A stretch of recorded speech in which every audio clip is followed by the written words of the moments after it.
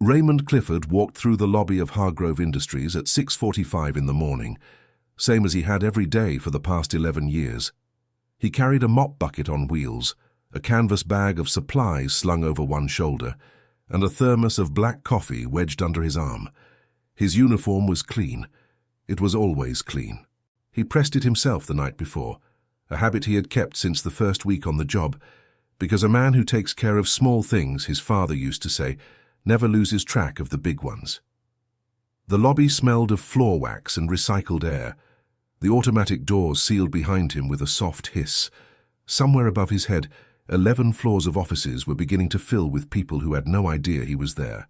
Nobody in that lobby looked at Raymond when he walked in. The security guard behind the desk scrolled through his phone. The woman from accounting who came in early every Tuesday walked past him without lifting her eyes from her badge. That was fine. Raymond Clifford was not a man who needed to be seen to know his own worth. He filled his bucket at the utility sink on the basement level, added the cleaning solution in precise measurements, the way the maintenance sheet required, checked his supply count against the clipboard on the wall, and started his rounds. Third floor first, same as always. The east corridor tiles had a tendency to scuff near the elevator bank, and the early risers in operations had a tendency to track in whatever they had stepped in crossing the parking lot.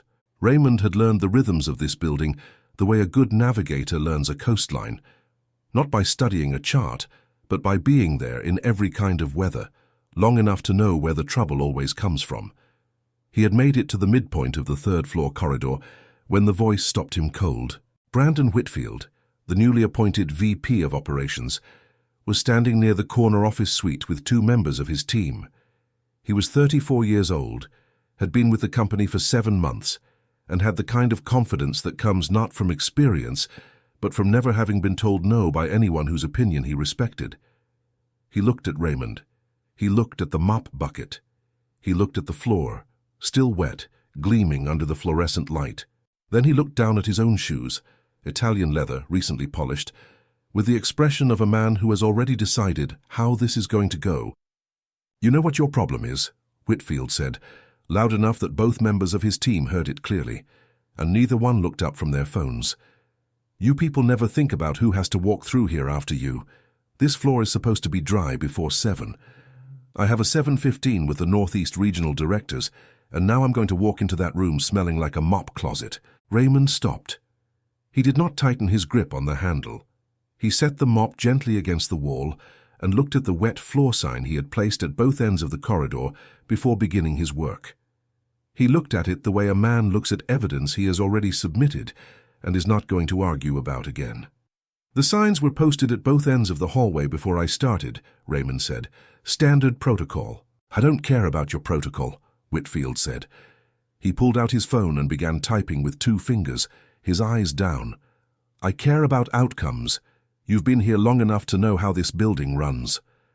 Whitfield pressed send on whatever he had written, then looked up. "I'm calling building services right now. You're done." Raymond did not raise his voice. He did not take a step forward. He stood exactly where he was, in the center of the wet floor, and said quietly, "I understand." Before this story continues, I want to ask you something directly. Have you ever watched someone be dismissed by a person who had no idea who they were talking to? Drop it in the comments. Because what happens next is the reason this story exists. Raymond Clifford had not always mopped floors. That is the part nobody in that building knew, because Raymond had never told them, and nobody had ever thought to ask. 11 years earlier, he had walked away from a position that most people in that industry spend their entire careers trying to reach. He had been the chief financial officer of Meridian Freight Solutions, a regional logistics company that had grown from 42 employees to over 320 during the 8 years he served as its financial architect. He had overseen 3 major debt restructurings, 2 acquisitions, and 1 near collapse that he had personally reversed by renegotiating terms with 7 different creditors over the course of a single brutal quarter. The company's revenues had more than quadrupled under the capital strategy he built from scratch. He had the salary that reflected it. He had the title. He had the corner office with the window that looked out over the river, and in the mornings when the light came at a certain angle, His wife Eleanor used to call it the most beautiful thing in the city. And then Eleanor got sick. The diagnosis came on a Thursday in late October. By the following Monday, Raymond had drafted and submitted his resignation. His colleagues believed he was having a breakdown. His own brother drove 4 hours to sit with him at the kitchen table and try to talk him out of it. His attorney called twice. His CEO offered to grant him an indefinite leave of absence rather than accept the resignation. Raymond listened to all of it. He thanked each of them and turned down every option. He had done the math, not the kind that lives in quarterly projections, but the kind that lives in the silence of a hospital room at 2 in the morning when the woman who built a life with you is asleep with monitors beeping softly beside her. And you understand with a clarity that no spreadsheet has ever produced what is worth protecting and what is not. He spent 4 years by her side. The first year was treatment. The second was a kind of fragile recovery that gave them both something to believe in. The third year brought a recurrence that the doctors had not predicted. The fourth year was the hardest thing Raymond Clifford had ever done, and he did it without flinching because she deserved someone present in every room, at every hour, without exception. When she passed on a Tuesday morning in the spring, Raymond sat in the house for 6 weeks. He did not call anyone who did not call first. He went through her things slowly and without rushing. He kept what needed keeping. He gave away what should be given. And then on a Monday morning in late summer, he pressed a clean shirt, made a cup of coffee, and went looking for work. Not because his finances required it. The investments he had made during his years in corporate finance had compounded quietly and substantially in his absence. He went because he needed somewhere that required him to show up, and because grief, in his experience, is not healed by stillness. It is metabolized by motion. The building services posting at Hargrove Industries had called him back within a day of his application. He had listed his experience honestly and completely, and whoever screened the file either did not recognize the name of his former employer or did not connect the title CFO with the man applying for a custodial role. He started the following Monday. He never corrected the assumption. He answered to his shift supervisor, a woman named Diane who had been with the company for 19 years and ran her team with the kind of quiet precision Raymond had spent a career trying to build in boardrooms. He kept the floors clean. He learned the names of every person on every floor who bothered to say good morning, and he remembered those names the following week and the week after that. He knew which conference rooms ran cold and which water fountains ran slow. He knew who worked late on Thursdays and who left early on Fridays, and who kept a photograph on their desk of a child who had recently taken their first steps. That was the life he had built inside this building. He had repaired things in that building that nobody had asked him to repair. A dripping faucet in the 4th-floor men's room that maintenance had been meaning to address for 3 months. A loose floor tile near the stairwell on 7 that he had re-adhered on a Friday afternoon when no one was watching. He had never mentioned it in any report. There was no mechanism to mention it. He had simply done it because it needed doing, and that was sufficient reason. And now, before the sun had fully cleared the parking deck outside, it had been ended in a hallway by a man who had been in the company for 7 months and did not know the difference between protocol and negligence. Raymond returned the supplies to the utility room. He sat alone in the break room on the basement level with his thermos and the quiet that he had learned over years to be comfortable in. He was not angry. He was something more specific than anger, the feeling a man gets when something confirms itself so completely that even the confirmation holds no surprise. He finished the coffee. Then he reached into his canvas bag, past the cleaning supplies and the clipboard and the folded maintenance sheet, and took out a slim leather wallet that had been there since his first day in the building. Inside it were 3 things: his identification, a transit card, and a business card from the office of Caldwell Donovan Capital Management, a private equity firm whose most recent institutional fund had closed at $460 million. The mobile number printed at the bottom of the card was his own. He had designed the card himself years ago, in the same spirit that had led him to choose a small font for the name on his trucking fleet, because a man who understands what he holds does not need to make a display of it. Raymond Clifford held a 17% interest in Caldwell Donovan Capital. He held controlling stakes in 2 regional freight companies, one of which supplied Hargrove Industries through a secondary vendor contract that nobody in the building had traced back to him. And he held, through a series of purchases made incrementally over 3 years, 8.9% of the publicly traded common shares of Hargrove Industries itself. The holding was disclosed in quarterly filings with the Securities and Exchange Commission. It had been a matter of public record for 34 months. Anyone with access to the securities database and 4 minutes to spend could have found his name in the shareholder registry. No one in that building had ever looked. He had purchased the first block of shares in the second year of his time with the building, not as a strategy, not as a statement, but because the freight logistics industry was something he understood at a molecular level, and Hargrove's fundamentals had presented a genuine opportunity at that price. He had purchased the second block 18 months later, for the same reason. The third block had come more recently, during a correction that had shaken out the short-term holders and left the underlying asset essentially unchanged. It was not complicated. It was the same discipline he had applied to every capital decision he had ever made: patience, specificity, and the willingness to hold something longer than the market's attention span. He called the office of the CEO directly. Sterling Barrett had been running Hargrove Industries for 6 years and was, by Raymond's long-distance observation, a careful and serious man who had improved the company's operating margins steadily, if not dramatically. The assistant who answered asked for Raymond's name. Raymond gave it plainly. There was a pause that lasted about 4 seconds. Then the line transferred. "Sterling," Raymond said when the call connected, "I'd like to request an emergency session of the board of directors. I have a governance concern I want to put on record in the proper setting. This afternoon, if possible." There was a longer pause. Raymond waited. "Raymond," Sterling Barrett said, and his voice had found the register of a man who is recalibrating in real time. "Of course. 2 o'clock works. I'll have the room arranged." "Thank you," Raymond said. "One more thing. I was terminated this morning by your VP of Operations. I've already cleared my personal items from the utility room on 3. If someone from Building Services could collect the rest before end of day, I'd appreciate it." The silence that followed was of a different quality than the silence before it. "I'm sorry," Sterling said. "3rd floor utility room," Raymond said, "down the hall from the coffee station." "Thank you, Sterling." He ended the call. He finished the last of his coffee.